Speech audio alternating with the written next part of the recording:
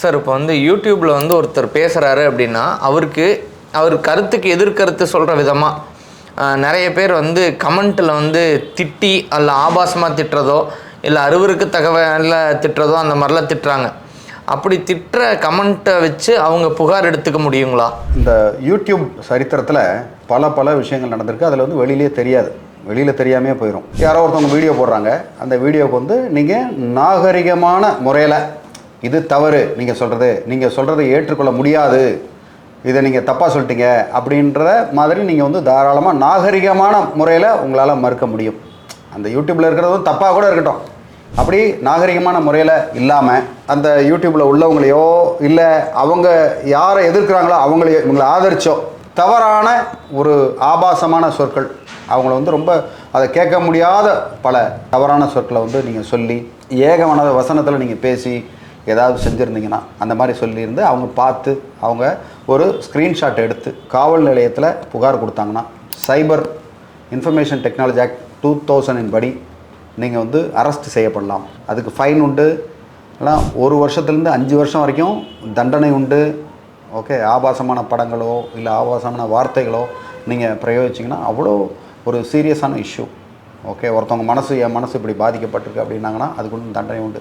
நிறைய பேர் என்ன நினைப்பீங்க, ஐயா நான் வந்து இங்கே இல்லை, நான் துபாயில் ஏதோ ஒரு இடத்துல இருக்கிறேன், இல்லை சவுதியில் ஏதோ ஒரு இடத்துல இருக்கேன், அமெரிக்காவில் நான் ஏதோ ஒரு இடத்துல இருக்கிறேன், இல்லை ஆஸ்திரேலியாவில் நான் இருக்கேன், என்ன செஞ்சிட முடியும், நான் ஒரு கன்னியாகுமரியில் ஏதோ ஒரு கிராமத்தில் இருக்கிறேன், அங்கே வந்துட முடியுமா யாரும், எங்கள் ஊரில் நான் இருக்கிறேன், எங்கள் ஊரில் என்ன யாரும் எங்கள் போலீஸ்காரங்க எல்லாரும் எனக்கு தெரியும், என்ன பண்ணிட முடியும் அப்படின்னு நினச்சிங்கன்னா கிடையாது ஐயா. நீங்கள் போலீஸ் அதிகாரி எவ்வளோ பெரிய அதிகாரியாக இருந்தாலும் சைபரில் இன்றைக்கி டெக்னாலஜி எப்படி வளர்ந்துருக்கு அப்படின்னா உங்களுடைய மொபைல்லேருந்து நீங்கள் லாகின் பண்ணி இந்த மாதிரி ஒரு ஆபாசமான வார்த்தையை திட்டி அதுக்கு ஒரு புகார் எழுந்து அந்த புகாரின் பேரில் உங்களோட ஐபி அட்ரஸை எடுத்தாங்கன்னா துல்லியமாக நீங்கள் எந்த இடத்துல இருந்தீங்க அப்படின்றத வரைக்கும் எல்லாத்தையும் தொழில்நுட்பம் அப்படி வளர்ந்துருச்சு. அதனால் ஏதாவது ஒரு வார்த்தை பிரயோகிக்கும் போது ரொம்ப ஜாக்கிரதையாக கண்ணியத்தோடு நீங்கள் வந்து கமெண்ட் பண்ணால் நல்லது. அதில் ஏதாவது வார்த்தை புரளும் போது, ஏன்னா நீங்கள் 10 பேரை திட்டுவீங்க, ரோட்டில் போகும்போது கூட பாருங்கள் 10 பேரை திட்டுவீங்க, 10 பேரில் 9 பேர் போயிடுவான், ஒரே ஒரு ஆள் மட்டும் உங்கள்கிட்ட வந்து தகராறு பண்ணுவாங்க. இது வந்து பல நேரங்களில் என்ன ஆகும் அப்படின்னா உங்களுடைய அக்கௌண்ட்டை பிளாக் பண்ணுறது கூட வாய்ப்பு உண்டு. இது வந்து அஃபென்சிவ் லாங்குவேஜ். நீங்கள் ஏதாவது ஒரு புகார் கொடுக்கணும் அப்படின்னீங்கன்னா அதில் வந்து லிஸ்ட் வரும், ஒரு 10 லிஸ்ட் வரும். இது வந்து இந்த ஆள் கிடையாது, ஃபேக் அக்கௌண்ட்டு, அஃபென்சிவ் லாங்குவேஜ், ஸ்பேமு அப்படி நிறையா வரும். அதில் ஒன்று செலக்ட் பண்ணி இந்த மாதிரி அப்யூசிவ் லாங்குவேஜ் அப்படின்றத போட்டுட்டு அதுக்கப்புறம் ஸ்க்ரீன்ஷாட் எடுத்து உங்களுக்கு பண்ணாங்கன்னா நீங்கள் உங்களுடைய அக்கௌண்ட்டும் செயலிழந்து போகும்.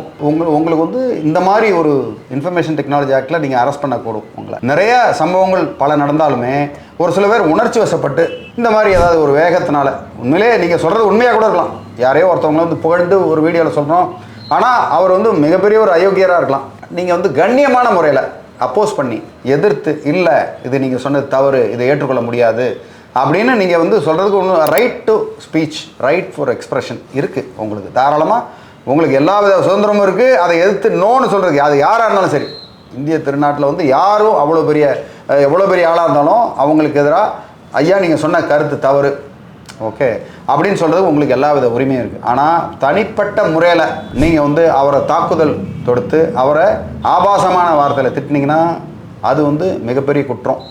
ஓகே, சிறை தண்டனை உண்டு, கடுங்காவல் தண்டனை உண்டு, ப்ளஸ் ஃபைனும் உண்டு. இது தவிர்த்து உங்களை யார் என்னன்னு தெரிஞ்சதுக்கப்புறமா உங்கள் பேரில் நஷ்டஈடு கேட்டு டிஃபமேஷன் கேஸ் கூட ஃபைல் பண்ணுறதுக்கு வாய்ப்பு உண்டு.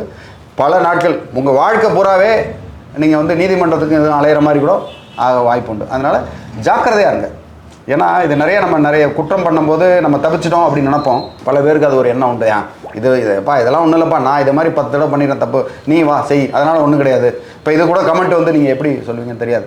இந்த மாதிரி நம்ம குற்றம் பண்ணால் என்னங்க தப்பு, அவங்க பண்ணாங்க இல்லையா, போலீஸ்காரங்க பண்ணாங்க, இவர் பண்ணார், அந்த அரசியல்வாதி பண்ணார், இந்த கவுன்சிலர் பண்ணாருன்னு இன்னொருத்தவங்களை வந்து சொல்லி, ஏன் வழக்கறிஞர் பண்ணார், டாக்டர் பண்ணார் அப்படின்னு இன்னொருத்தவங்களே அவங்க தவறு பண்ணாங்க, நான் அந்த தவறை பண்ணுறேன் அப்படின்னா, அவங்கெல்லாம் தவறு பண்ணாங்கன்னா நீங்கள் அந்த தவறை பண்ணணும்னு அவசியம் கிடையாது.